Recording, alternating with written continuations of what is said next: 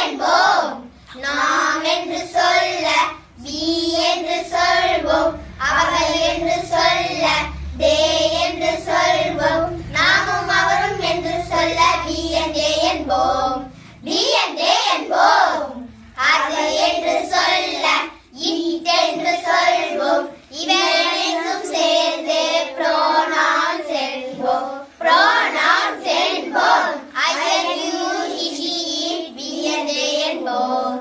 I and you, he, she, it, we and they என்போம்.